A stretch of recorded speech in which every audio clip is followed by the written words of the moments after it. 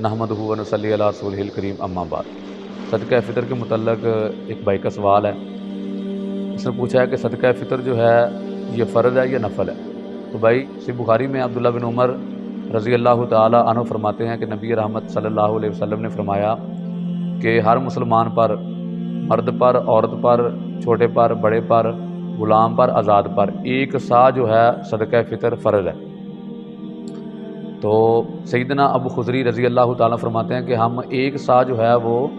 صدقہ فطر ادا کیا کرتے تھے اپنی اجناس میں سے، وہ گندم، چاول، جو، کھجور، جو بھی اجناس میں آتے ہیں ان میں سے ادا کیا کرتے تھے، صحیح بخاری میں۔ دوسرا بھائی کا سوال یہ ہے کہ یہ کس لیے فرض کیا گیا؟ تو کوئی نہ کوئی چیز فرض کرنے کا اللہ کا مقصد ہے نا، جیسے نماز اللہ کی بات کے لیے اللہ نے فرض کی ہے، روزہ جو ہے وہ تقوی کے لیے فرض کیا گیا، تو یہ بھی کسی نہ کسی چیز کے لیے فرض کیا گیا۔ تو اس کی وضاحت جو ہے وہ ابو داؤد میں ابن عباس رضی اللہ تعالیٰ فرماتے ہیں کہ نبی علیہ السلام نے فرمایا کہ جو صدقہ فطر ہے یہ انسان کو جو روزے میں لغو باتیں ہو جاتی ہیں، فحش باتیں ہو جاتی ہیں، بعض اوقات بندہ گالی وغیرہ نکال لیتا ہے یا کوئی ایسا ہو جاتی ہے کہ جس سے روزے کے ثواب پر اثر پڑتا ہے، اس کی طہارت پر اثر پڑتا ہے، تو یہ جو صدقہ فطر ہے یہ اس کے لیے طہارت ہے۔ تو دوسرے بار نبی علیہ السلام نے فرمایا کہ یہ مساکین کے لیے ان کی جو وہ مدد کے طور پر ان کے کام آئے گا، تو تمہارے لیے یہ ہے کہ یہ تمہارے روزے کی طہارت کا سبب بن جائے گا۔ تو تیسرا سوال بھائی کا یہ ہے کہ اس کو نقد میں ادا کر سکتے ہیں یا اس کو جنس میں ادا کرنا پڑے گا؟ تو نقد میں جو ادا کرنے کی ہمیں جو اثار ملتے ہیں وہ مصنف ابن ابی شیبہ میں ہیں کہ عمر بن عبدالعزیز رحمۃ اللہ علیہ نے انہوں نے حکم دیا تھا اپنی خلافت میں کہ ہر مسلمان سے صدقہ فطر کے طور پر آدھا درہم جو ہے وہ لیا جائے۔ تو صحابہ تو یہ حدیث بھی صحیح ہے، لیکن نہ صحابہ سے نہ رسول اللہ صلی اللہ علیہ وسلم سے اس کا کوئی ثابت ہے کہ آپ نے کبھی اس کو نقدی کی صورت میں ادا کیا ہو۔ آپ نے باقاعدہ اس کو جو ہے وہ جنس میں ہی ادا کیا ہے اور اجناس میں ہی ادا کرنے کا حکم دیا۔ تو اگر کوئی مجبوری کے تحت دینا چاہتا ہے اس کو نقدی کی صورت میں، جیسے اس کے پاس گندم نہیں ہے یا وہ گندم بیچتا ہی نہیں ہے، یا وہ شہر وغیرہ میں رہتے ہیں، کنٹری میں رہتے ہیں، تو وہ ادھر سے بیٹھ کر اپنے جو اہل و عیال، دوست یار بیلی یا کوئی رشتہ دار ان کی مدد کرنا چاہتے ہیں صدقہ فطر نقد کی صورت میں، تو یہ بھی ادا کر سکتے ہیں۔ اس کو مسئلہ تو یہی ہے نا کہ یہ مساکین کی ہیلپ کرنی ہے، مدد کرنی ہے، تو یہ بھی ٹھیک ہے۔ لیکن اس کے بارے میں جب امام احمد بن حنبل رحمہ اللہ سے پوچھا گیا، مسائل احمد بن حنبل میں ہے کہ نقدی کی صورت میں دینا کیسا ہے صدقہ فطر، تو انہوں نے کہا کہ مجھے ڈر ہے کہ جو لوگ اس کو نقدی کی صورت میں دیتے ہیں، مجھے ڈر ہے کہ کہیں ان کا صدقہ فطر جو ہے وہ قبول ہی نہ ہو۔ کے سامنے کسی نے کہا کہ لوگ کہتے ہیں کہ امیر المومنین اب عمر بن عبدالعزیز جو ہے وہ کہتے ہیں کہ ایک آدھا درہم جو ہے وہ لینا چاہیے صدقہ فطر۔ تو انہوں نے کہا کہ لوگ کو میں نبی علیہ السلام کی حدیث سناتا ہوں تو وہ مجھے کہتے ہیں کہ فلاں یہ کہتا ہے، یہ انہوں نے غصے کا اظہار کیا اس کے اوپر۔ ان کا یہ کہنا تھا کہ لوگ کس راستے پہ چل پڑے ہیں کہ وہ نبی علیہ السلام کی حدیث کو چھوڑ کر وہ کہتے ہیں کہ فلاں یہ کہتا ہے۔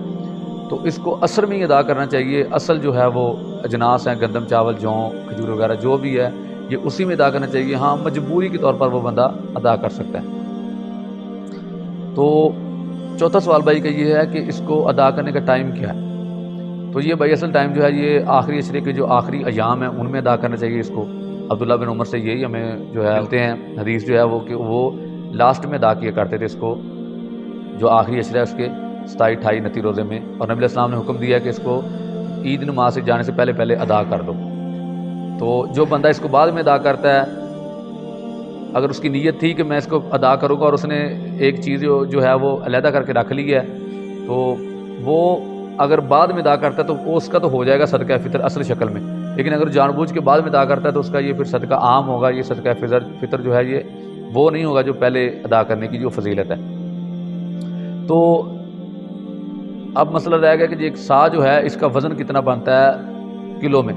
تو یہ 2.5 کلو جو ہیں بھائی ایک سا کا وزن ہے، اور ایک بندے کے ذمہ 2.5 کلو ہیں کہ وہ صدقہ فطر ادا کرے۔ تو کوشش کرنی چاہیے کہ اس کو اجناس کی صورت میں ادا کریں، اور جو لوگ اس کو تقسیم کرتے ہیں 8 جن کے اوپر زکوٰۃ لگ جاتی ہے ان کے اوپر تقسیم کرنے کی جو ہے وہ کوشش کرتے ہیں، جو وہ کہتے ہیں تو وہ بات بالکل غلط ہے۔ یہ مساکین کا حق ہے، نبی علیہ السلام نے مساکین کے بارے فرمایا کہ یہ مساکین کو ادا کرنا چاہیے۔ تو یہ یتیم آدمی جو ہے اگر اس کے پاس دولت ہے تو اس کی، اگر وہ چھوٹا ہے یتیم ہے